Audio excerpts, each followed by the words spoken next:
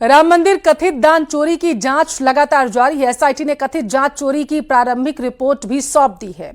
ASC गृह संजय प्रसाद को प्रारंभिक रिपोर्ट सौंपी गई और सूत्रों के मुताबिक एसआईटी ने रिपोर्ट में दान राशि की गणना और निगरानी व्यवस्था पर गंभीर सवाल उठाए। जानकारी मिल रही है कि कुछ कर्मचारियों पर एक केस दर्ज करने की सिफारिश भी की गई है।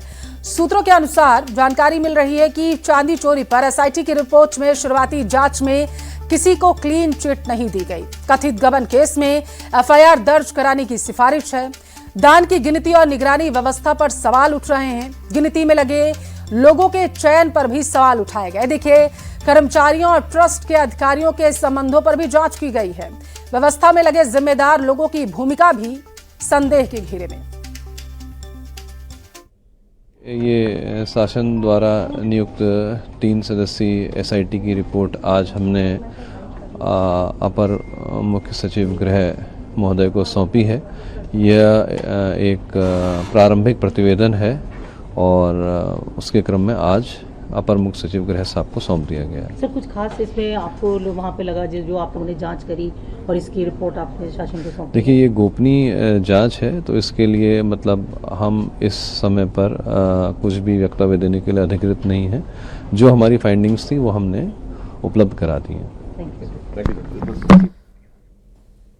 और राम मंदिर कथित दान चोरी के मामले में अपडेट आया है, वो आपको देंगे, जहां पर एसआईटी ने प्रारंभिक जांच रिपोर्ट सौंप दी है। हमने आपको बताया इसके बारे में। खबरों में आगे बढ़ेंगे। देखिए, अयोध्या चंदा विवाद के बाद अब मध्य प्रदेश सरकार सूबे के सभी मंदिरों और धार्मिक स्थलों को लेकर एक बड़ा कदम उठाने जा रही है।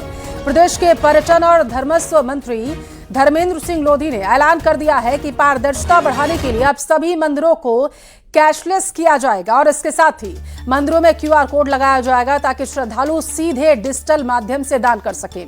और इसके साथ ही सरकार मंदिरों में आने वाले चढ़ावे का ऑडिट भी कराई गई। नई व्यवस्था को लागू करने से पहले देश के अन्य बड़े मंदिरों के प्रबंधन का अध्ययन भी किया जाएगा।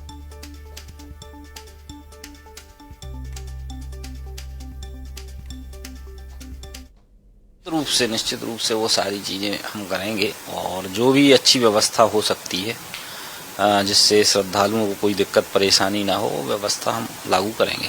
अभी आने वाले समय में प्रयास तो यही रहेगा कि फुल कैशलेस हो जाए, पर अब श्रद्धालुओं का एक अलग अलग मोटिव होता है। हर आदमी क्यूआर कोड इस्तेमाल नहीं कर सकता, हर आदमी डिजिटल प्लेटफॉर्म इस्तेमाल नहीं कर सकता, लेकिन प्रयास ये रहेगा अधिकतम डिजिटल माध्यम से, क्यूआर कोड के माध्यम से दान की व्यवस्था हो।